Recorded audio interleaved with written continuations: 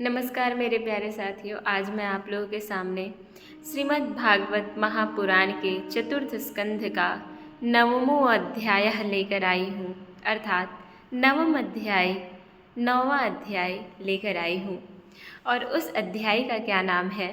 तो ध्रुव का वर पाकर घर लौटना। जो बालक ध्रुव था, इससे पूर्व के अध्याय में देखे थे कि वो घर को त्याग दिया था। घर से वो जो है वो घर से निकल के वो वन को गमन कर गया था।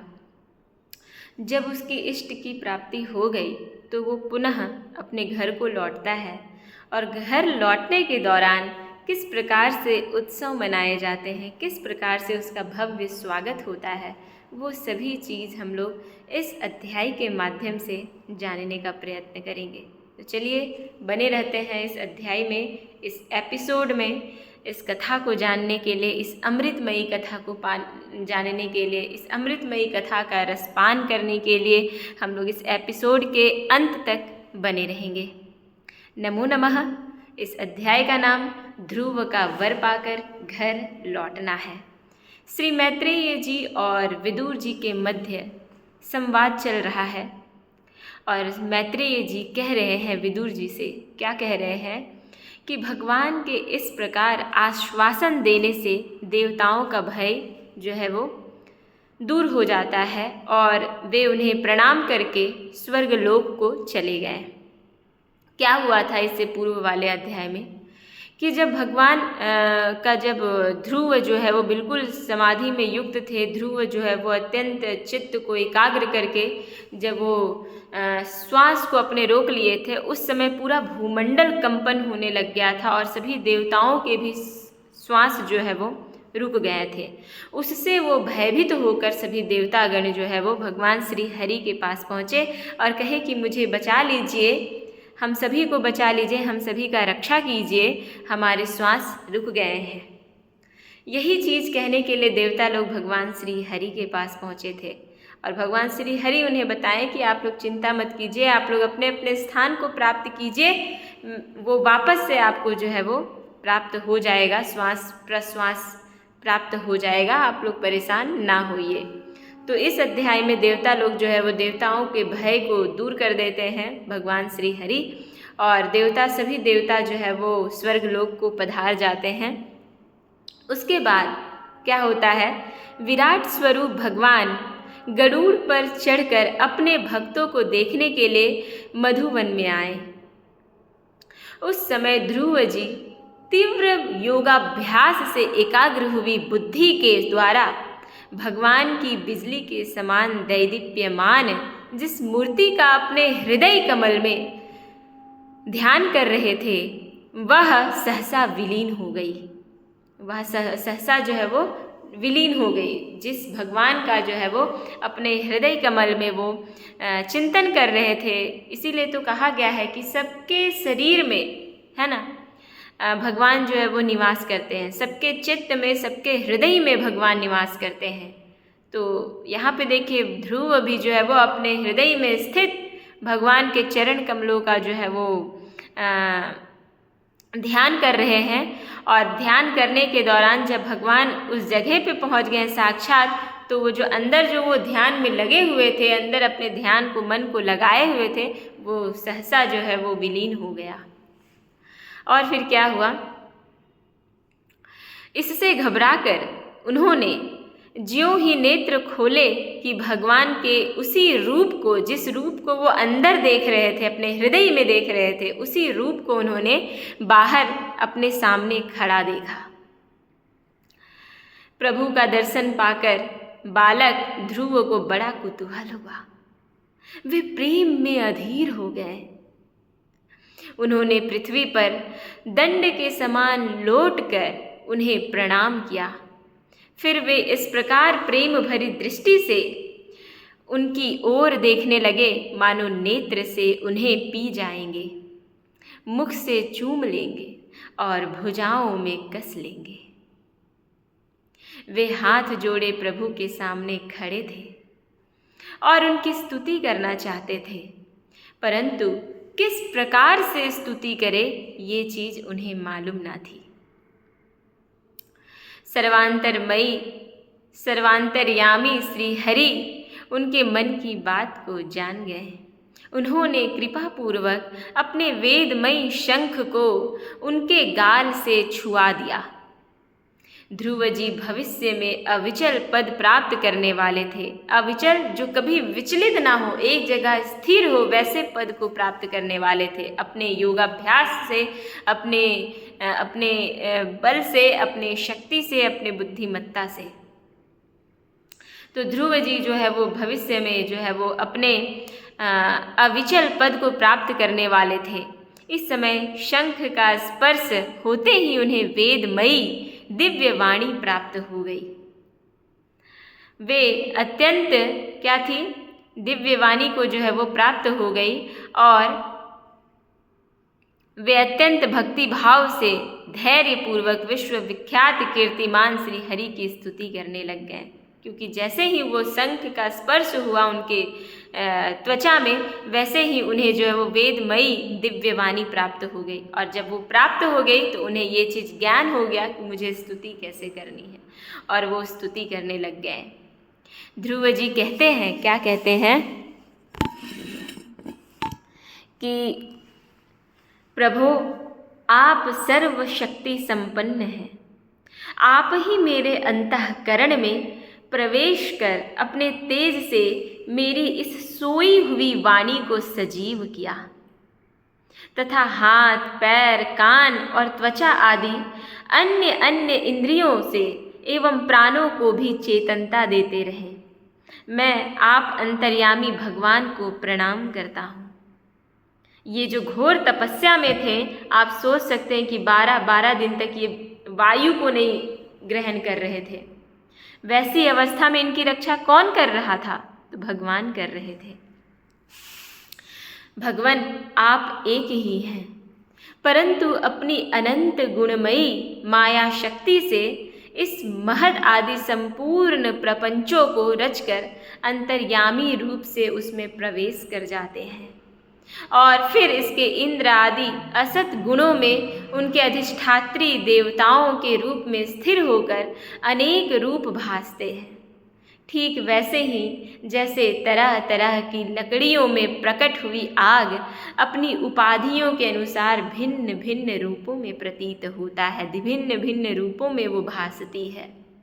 नाथ, सृष्टि के आरंभ में ब्रह्मा जी ने भी आपकी शरण लेकर आपके दिए हुए ज्ञान के प्रभाव से ही इस जगत को सोकर उठे हुए पुरुष के समान देखा था।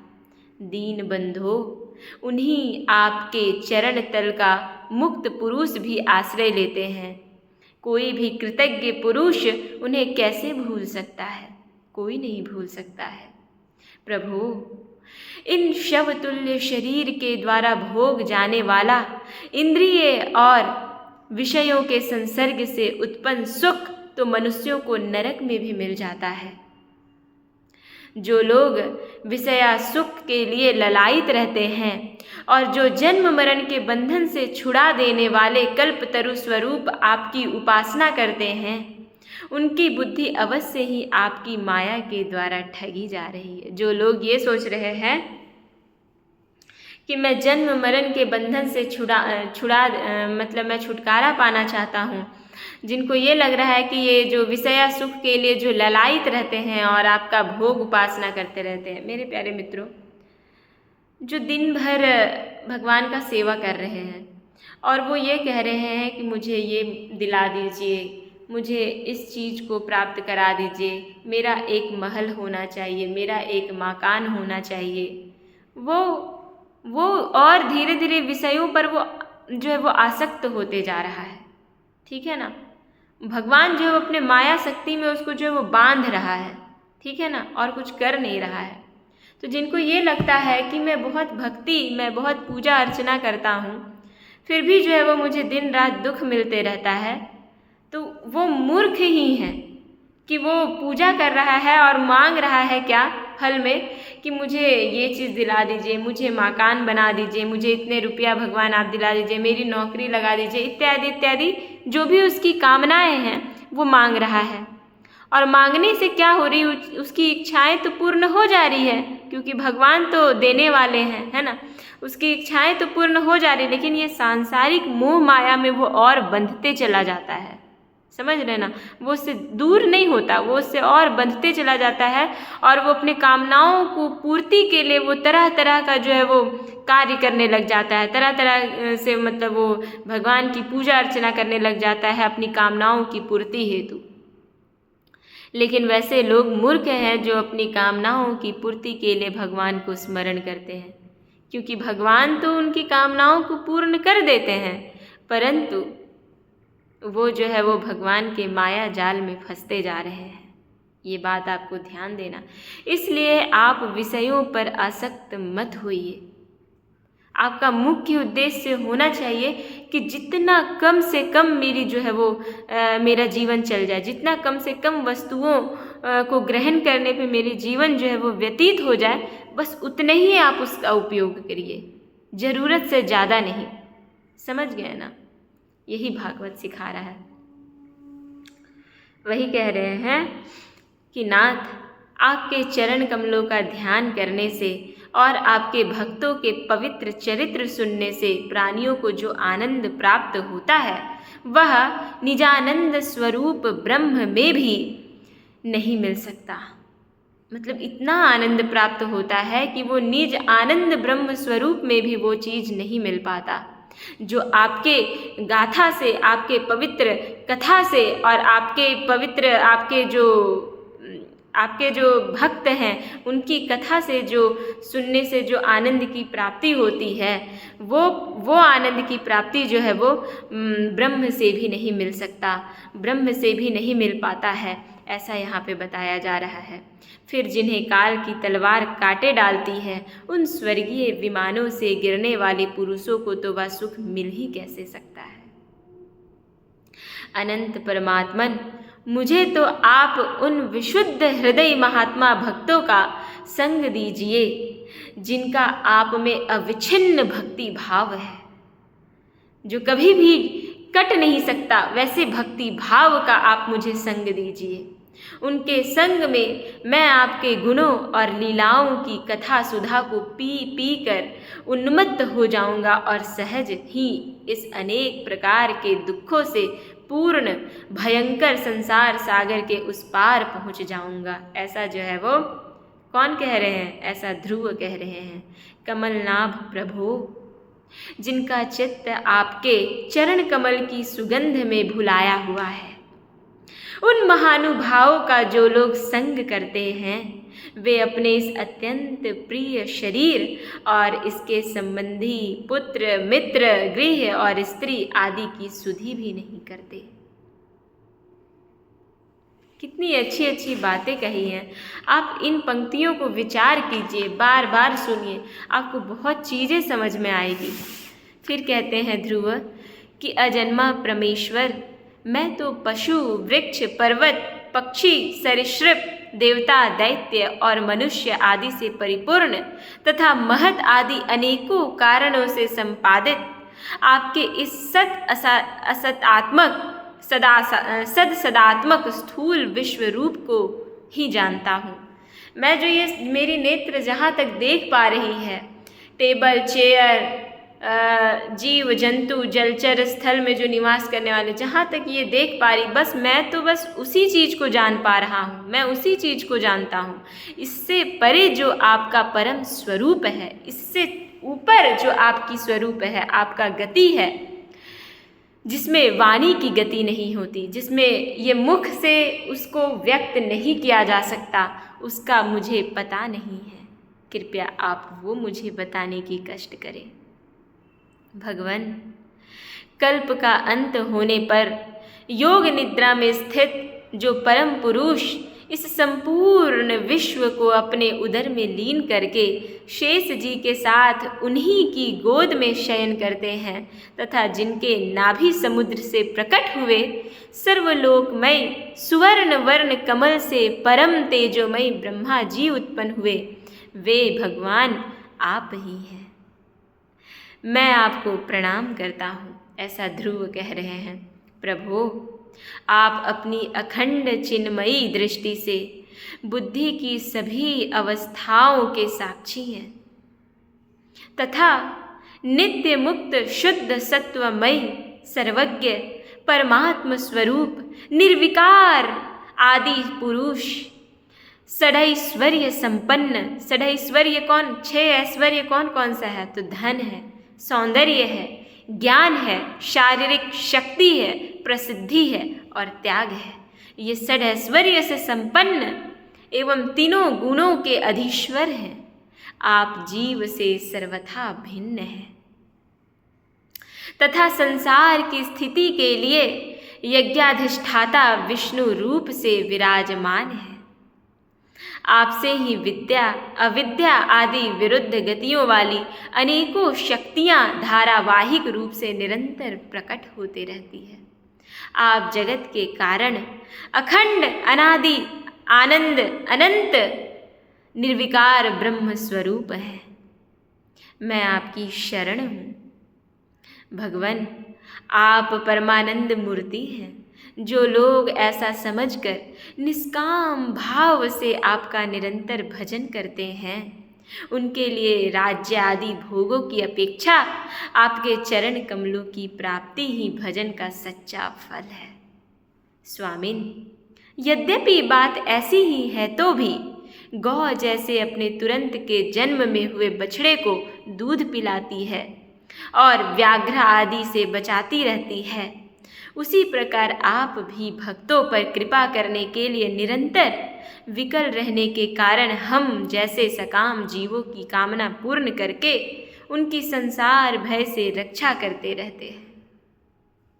जिस प्रकार गौ अपने बछड़ों की रक्षा करती है, उसी प्रकार से भगवान भी हम सभी का रक्षा करते हैं, ऐसा बताया जा रहा है।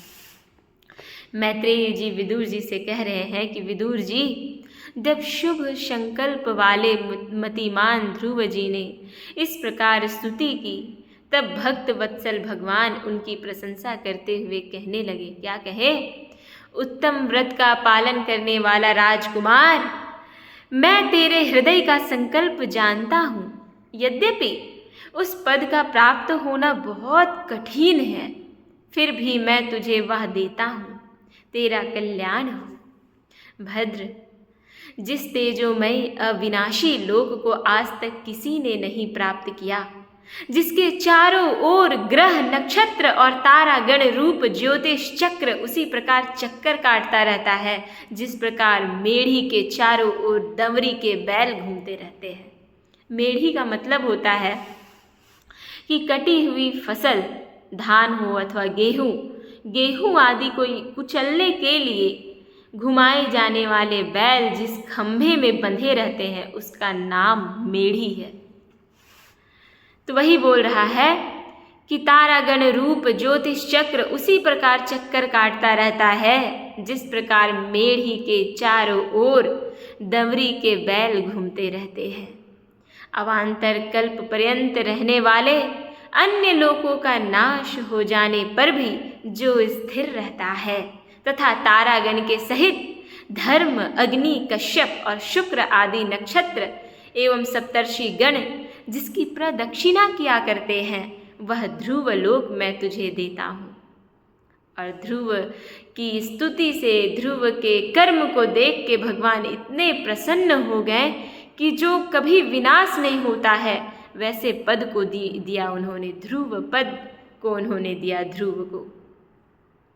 यहाँ भी जब तेरे पिता तुझे राज सिंहासन देकर वन को चले जाएंगे, तब तू 36,000 वर्ष तक धर्मपूर्वक पृथ्वी का पालन करोगे। और इतना ही नहीं, ध्रुव पद को तो उन्होंने दिया ही, साथ ही कहा कि जब तुम्हारे पिताजी वनवास को चले जाएंगे, उसके पश्चात भी तुम 36,000 वर्ष तक जो है वो तुम पृथ्वी पे धर्मपूर्वक शासन करोगे। ये भी आशीर्वाद उनको मिला। तेरी इंद्रियों की शक्ति ज्यों की त्यों बनी रहेगी। आगे चलकर किसी समय तेरा भाई उत्तम शिकार खेलता हुआ मारा जाएगा। वो सारी बात आगे जो होने वाली है, वो सारी बात जो है वो बता रहे हैं। तब उसकी माता सुरुचि पुत्र प्रेम में पागल होकर उसे वन में खोजती हुई दावानल में प्रवेश करेगी। मेरे प्यारे मित्रों, दावानल उसे कहते हैं जो वन में अग्नि लग जाती है ना, उसे कहते हैं दावानल। और उस दावानल में प्रवेश होकर जो है वो अपने प्राण को त्याग देगी। यज्ञ मेरी प्रिय मूर्ति है, ऐसा भगवान विष्णु कह रहे हैं। तू अनेकों बड़ी बड़ी दक्षिणाओं वाले यज्ञों के द्वारा मेरा यजन करेगा तथा यहाँ उत्तम उत्तम भोग भोग कर अंत में मेरा ही स्मरण करेगा। इससे तू अंत में संपूर्ण लोकों के वंदनीय और सप्तर्षियों से भी ऊपर मेरे निज धाम को जाएगा, जहाँ पहुँच जाने पर फिर संसार में लौट कर नहीं आना पड़ेगा तुम्हें। ऐसा आशीर्वाद दिया, ऐसा उन्हें बोला भगवान ने। श्री मैत्रेय जी कहते हैं, बालक ध्रुव से इस प्रकार पूजित हो और उसे अपना पद प्रदान कर भगवान श्री गरुड़ ध्वज उसके देखते देखते अपने लोक को चले गए। इतना कहने के पश्चात ध्रुव के देखते देखते जो है वो भगवान गरुड़ पे जो है वो विराजमान होके अपने परम धाम को चले गए। प्रभु की चरण सेवा से संकल्पित वस्तु प्राप्त हो जाने के कारण यद्यपि ध्रुव जी का संकल्प तो निवृत्त हो गया, किंतु उनका चित्त विशेष प्रसन्न नहीं हुआ। इतना सब कुछ मिलने के बावजूद भी उनका जो चित्त है वो अत्यधिक प्रसन्न नहीं हुआ। अब क्या कारण है वो हम जानेंगे अभी। फिर वे अपने नगर को लौट गए। इतना सब होने के बाद वो प्रसन्नता तो उनको अंदर से बहुत अधिक नहीं मिली और ये पद को प्राप्त होने के पश्चात वो नगर को वापस लौट गए। विदुर जी ने पूछा, क्या पूछा? ब्राह्मण, मायापति श्री हरि का परम पद तो अत्यंत दुर्लभ है और मिलता भी उनके चरण कमलों की उपासना से ही है। ध्रुव जी भी सारा सार का पूर्ण विवेक रखते थे, फिर एक ही जन्म में उस परम पद को पा लेने पर भी उन्होंने अपने को अकृतार्थ क्यों समझा? क्यों नहीं वो खुश हुए? क्यों नहीं वो प्रसन्न हुए? ऐसा विदुर जी मैत्रेय जी से प्रश्न कर रहे हैं। अब मैत्रेय जी क्या कहते हैं सुनिए। ध्रुव जी का हृदय अपनी सौतेली माता के वाग बाणों से बिंध गया था, छिद्र हो गया था तथा वर मांगने के समय भी उन्हें उनका स्मरण बना हुआ। जब वो वर मांग रहे थे भगवान से ध्रुव जी, तभी भी उनका स्मरण जो है वो बात को लेकर बार बार उनके हृदय पे वो चाबुक जैसा भोग रहा था। इसी से उन्होंने मुक्तिदाता श्री हरि से मुक्ति नहीं मांगी। भूल गया उन्होंने वो चीज़ मांगना। अब जब भगवत दर्शन से वह मनोमालिन्य दूर हो गया तो उन्हें अपनी इस भूल के लिए पश्चाताप हो गया। अपनी भूल के लिए इन्हें पश्चाताप हुआ कि ओह भगवान जी हमारे समीप तो आए और मैंने क्या मांगा? तो मैंने वो परम पद मांगा है ना। क्यों? तो उस बीच में उन्हें जो है वो माता जो सुरुचि का जो वाणी था वो उनको भेद रहा था, उनको बींध रहा था, उनको वो कष्ट पहुंचा रहा था कि एक सिंहासन के लिए उन्हें वो दुख, इतना बड़ा दुख मिला है ना। तो वही सिंहासन की प्राप्ति के लिए जो भगवान से उन्होंने वर मांगा, जबकि वो उनको वो वर प्राप्त होने के पश्चात भी वो प्रसन्न नहीं हुए। क्यों? पता है कि वो उनको ये लगा कि भगवान हमारे समीप आने के पश्चात मुझे जो मांगना चाहिए था, मोक्ष जो मांगना चाहिए था, वो नहीं मैंने मांग के वो परम पद को मैंने मांगा। मेरे से बड़ा अभागा और मेरे से बड़ा मूर्ख कौन हो सकता है? ऐसा मतलब इनके दिमाग में आ रहा है और ऐसा ये कहेंगे भी आगे, भी देखिएगा। ध्रुव जी मन ही मन कहने लगे, क्या कहने लगे? अहो संकादि ऊर्ध्व रेता सिद्ध भी जिन्हें समाधि द्वारा अनेकों जन्मों में प्राप्त कर पाते हैं, उन भगवत चरणों की छाया को मैंने 6 महीने में ही पा लिया, किंतु चित्त में दूसरी वासना रहने के कारण मैं फिर उनसे दूर हो गया। इन्हें दुख हो रहा है कि मुझे वो सभी चीज़ों की लालसा नहीं होनी चाहिए, मुझे मोक्ष के लिए जो है वो वरदान मांगना चाहिए उनसे। अहो मुझ मंद भाग्य की मूर्खता तो देखो, मैंने संसार पाश को काटने वाले प्रभु के पाद पद्मों में पहुंचकर भी उनसे नाशवान वस्तु की ही याचना की। देवताओं को स्वर्ग भोग के पश्चात पुनः नीचे गिरना होता है, इसलिए वे मेरी भगवत प्राप्ति रूप उच्च स्थिति को सहन नहीं कर सके, अतः उन्होंने मेरी बुद्धि को ही उस समय नष्ट कर दिया। भगवान लोग भी बहुत चालू होते हैं कि हम लोग देवता होकर भी उस परम पद को प्राप्त नहीं कर पा रहे हैं, और ये एक छोटा सा नन्हा सा 4 साल का बालक जो है वो परम पद को प्राप्त कर जाए। उस समय देवता लोग उनकी बुद्धि ही नहीं चलने दिए जब भगवान विष्णु उनके सामने आए थे। ऐसा जो है वो ध्रुव मन ही मन कह रहे हैं। तभी तो मुझ दुष्ट ने नारद जी की यथार्थ बात भी स्वीकार नहीं की। नारद जी ने जो बात कहा था वो भी स्वीकार इन्होंने नहीं किया। यद्यपि संसार में आत्मा के सिवा दूसरा कोई भी नहीं है, तथापि सोया हुआ मनुष्य जैसे स्वप्न में अपने ही कल्पना किए हुए व्याघ्र आदि से डरता है, उसी प्रकार मैंने भी भगवान की माया से मोहित होकर भाई को ही शत्रु मान लिया और व्यर्थ ही द्वेष रूप हार्दिक रोग से जलने लगा। जिन्हें प्रसन्न करना अत्यंत कठिन है, उन्हीं विश्वात्मा श्री हरि को तपस्या द्वारा प्रसन्न करके मैंने जो कुछ मांगा है वह सब व्यर्थ है। अब इन्हें जो है वो दुख हो रहा है। ठीक उसी तरह जैसे गतायु पुरुष के लिए चिकित्सा व्यर्थ होती है। जिनकी आयु चली गई है उनको कितनों भी आप चिकित्सा इत्यादि उपचार करा ले, उनको आप ठीक नहीं कर पाइएगा। वही चीज़ यहाँ बोल रहे हैं कि मेरा जो है वो अब तो मेरी समय ही चली गई है ना। मुझे ये सब चीज़ जो नष्ट होने वाला है, जो नाशवान है, उस चीज़ को मुझे नहीं मांगना चाहिए था भगवान से। अब तो वो चला गया समय, और मेरी मंद बुद्धि जो उस समय काम नहीं कर पाया, मैं कितना बड़ा अभागा हूँ, ऐसा ध्रुव कह रहे हैं। ओह, मैं बड़ा भाग्यहीन हूँ।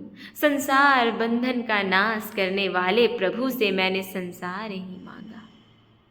मैं बड़ा ही पुण्यहीन हूँ। जिस प्रकार कोई कंगला किसी चक्रवर्ती सम्राट को प्रसन्न करके उससे तुष सहित चावलों की कनी मांगे, उसी प्रकार मैंने भी आत्मा आनंद प्रदान करने वाले श्री हरि से मूर्खता वश व्यर्थ का अभिमान बढ़ाने वाले उच्च पद आदि ही मांगा। मेरे प्यारे मित्रों, आप भी कभी भी पद की लालसा मत कीजिएगा, कभी भी नहीं, क्योंकि ये सब नश्वर है, और जो नश्वर है उसकी इच्छा, उसकी लालसा आपको कभी नहीं होनी चाहिए। इस प्रकार से जो है वो कह रहे हैं ध्रुव स्वयं से मन ही मन।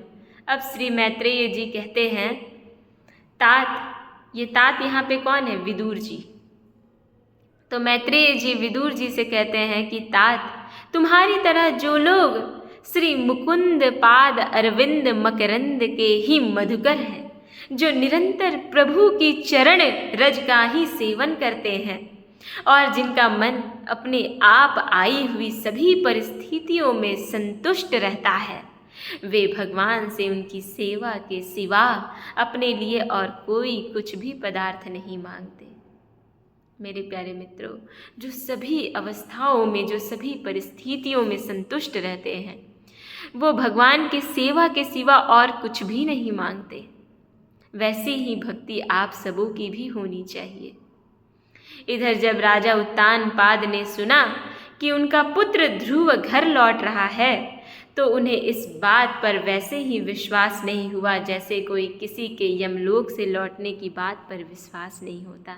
इसका मतलब है कि कोई ऐसे भी मनुष्य हैं जिनका समय बचा हुआ रहता है इस पृथ्वी पे, और समय से पहले यमराज उठा ले जाते हैं, उसको पुनः भेज देते हैं, क्योंकि उसका कार्यकाल यहाँ बचा रहता है।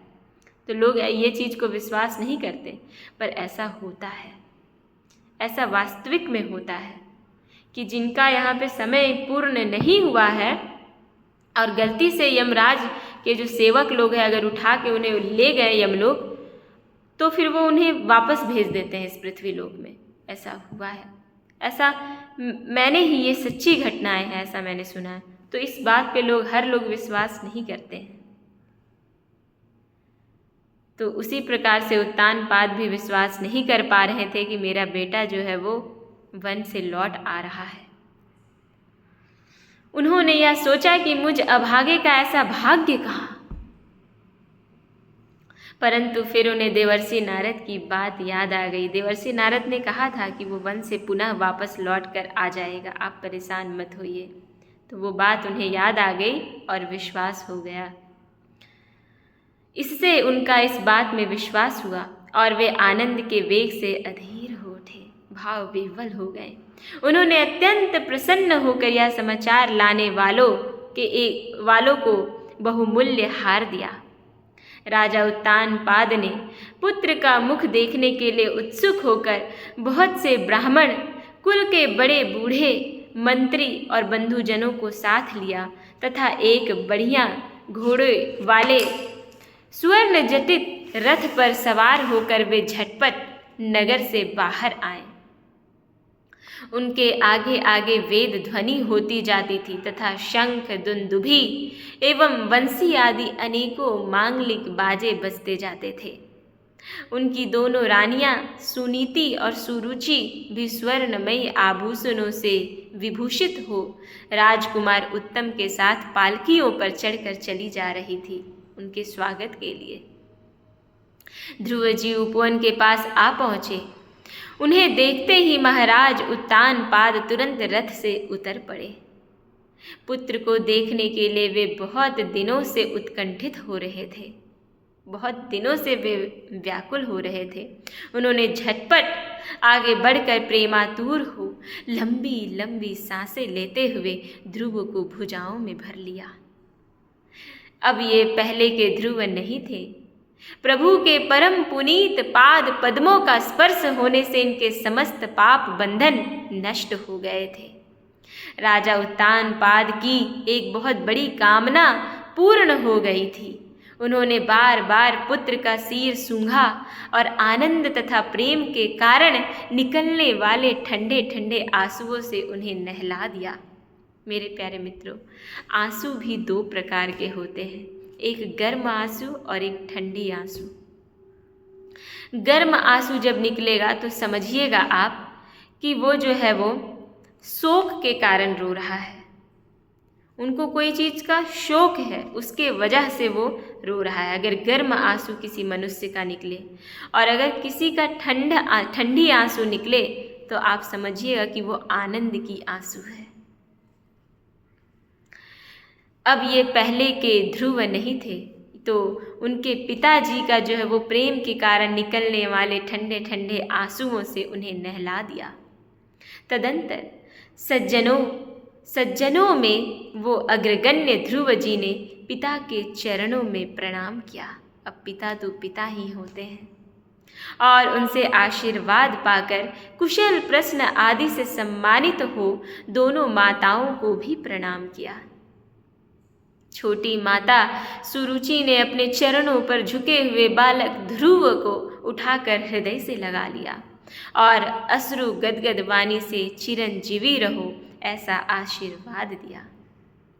जिस प्रकार जल स्वयं ही नीचे की ओर बहने लगता है, उसी प्रकार मैत्री आदि गुणों के कारण जिस पर भगवान प्रसन्न हो जाते हैं, उसके आगे सभी जीव नतमस्तक हो जाते हैं। ये बात आप संसार में भी देखते होंगे। ये बात जो लिखा हुआ है वो अपने दैनिक जीवन में भी आप देखे होंगे। इधर उत्तम और ध्रुव दोनों ही प्रेम से विह्वल होकर मिले। एक दूसरे के अंगों का स्पर्श पाकर उन दोनों के ही शरीर में रोमांच हो आया तथा नेत्रों से बार बार आंसुओं की धारा बहने लगी। ध्रुव की माता सुनीति अपने प्राणों से भी प्यारे पुत्र को गले लगाकर सारा संताप भूल गई। सारा दुख, सारा समस्या जो है वो उनके दिमाग से निकल गया। उसके सुकुमार अंगों के स्पर्श से उसे बड़ा ही आनंद प्राप्त हुआ। किनको? सुनीति को। वीरवर विदुर जी, वीर माता सुनीति के स्तन उसके नेत्रों से झरते हुए मंगलमयी आनंद आंसुओं से भीग गए और उनसे बार बार दूध जो है वो स्रावित होने लग गया। उस समय पूर्ववासी लोग उनकी प्रशंसा करते हुए कहने लगे, महारानी जी, आपका लाल बहुत दिनों के बाद आया हुआ है। सौभाग्यवश अब वह लौट आया, यह हम सबका दुख दूर करने वाला है। बहुत दिनों तक भूमंडल की रक्षा करेगा। आपने अवश्य ही शरणागत भयभंजन श्री हरि की उपासना की है। उनका निरंतर ध्यान करने वाले धीर पुरुष परम दुर्जय मृत्यु को भी जीत लेते हैं।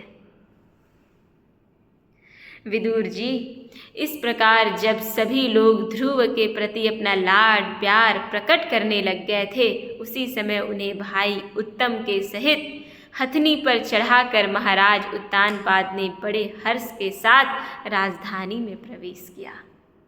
उस समय सभी लोग उनके भाग्य की बड़ाई करते रहे।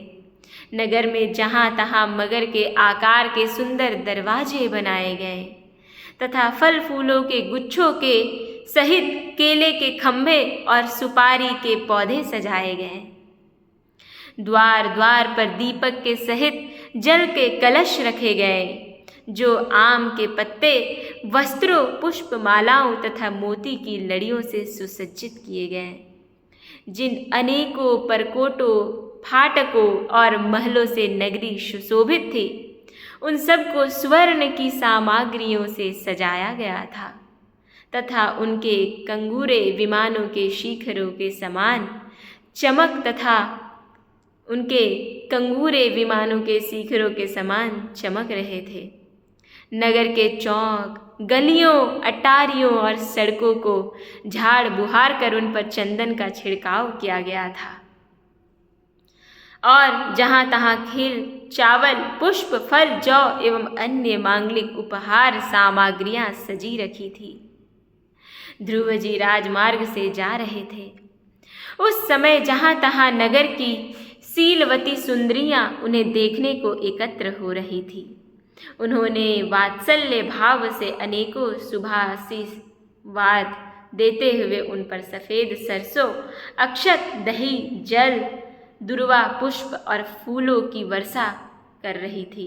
इस प्रकार उनके मनोहर गीत सुनते हुए ध्रुव जी ने अपने पिता के महल में प्रवेश किया। वह श्रेष्ठ भवन महामूल्य मणियों की लड़ियों से सुसज्जित था। उसमें अपने पिताजी के लाड प्यार का सुख भोगते हुए वे उसी प्रकार आनंद पूर्वक रहने लगे जैसे स्वर्ग में देवता लोग रहते हैं। वहाँ दूध के फेन के समान सफ़ेद और कोमल शैयाएं, हाथी दांत के पलंग, सुनहरी कामदार पर्दे, बहुमूल्य आसन और बहुत सा सोने का सामान था। उसकी स्फटिक और महामरकत मणि की दीवारों में रत्नों की बनी हुई स्त्री मूर्तियों पर रखे हुए मणिमय दीपक जगमगा रहे थे।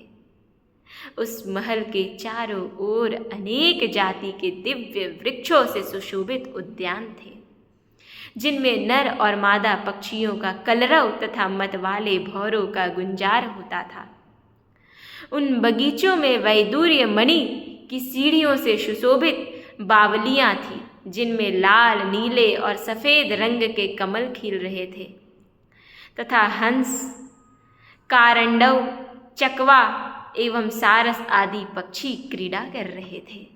राजर्षि उत्तानपाद ने अपने पुत्र के अति अद्भुत प्रभाव की बात देवर्षि नारद से पहले ही सुन रखी थी। अब उसे प्रत्यक्ष वैसे ही देखकर उन्हें बड़ा ही आश्चर्य हुआ। ये बात बिल्कुल सत्य हुआ। फिर यह देखकर कि अब ध्रुव तरुण अवस्था को प्राप्त हो गए हैं, अमात्य वर्ग उन्हें आदर की दृष्टि से देखते हैं तथा प्रजा का भी उन पर अनुराग है, उन्होंने उन्हें निखिल भूमंडल के राज्य पर अभिषिक्त कर दिया और आप वृद्धावस्था आई जानकर, अपने आप को वृद्धावस्था आई जानकर आत्मस्वरूप का चिंतन करते हुए संसार से विरक्त होकर वो वन को चले गए। वर्णाश्रम धर्म का वो पालन करना प्रारंभ कर दिए। मेरे प्यारे मित्रों, यह अध्याय यहीं पे समाप्त होता है। अब राजा उत्तानपाद जो है वो वर्णाश्रम धर्म को पालन करने की दृष्टिकोण से वो घर से अब बाहर निकल गए हैं। अब जो है वो इसके आगे की कथा हम लोग अगले अध्याय में जानेंगे। तब तक आप इस कथा का श्रवण करते रहिए, मनन करते रहिए, चिंतन करते रहिए और अपने बच्चों को, अपने नन्हे नन्हे बच्चों को, अपने सगे संबंधियों को, अपने सज्जन परिवारों को सुनाइए, ताकि उन्हें भी अपने शास्त्रों के इस भगवत भक्ति में आकर्षण हो पाए, वो भगवत भक्ति की ओर बढ़ पाए। ऐसा आपका जो है वो प्रयास होना चाहिए। नमो नमः। नमः संस्कृताय। ओम नमो भगवते वासुदेवाय नमः।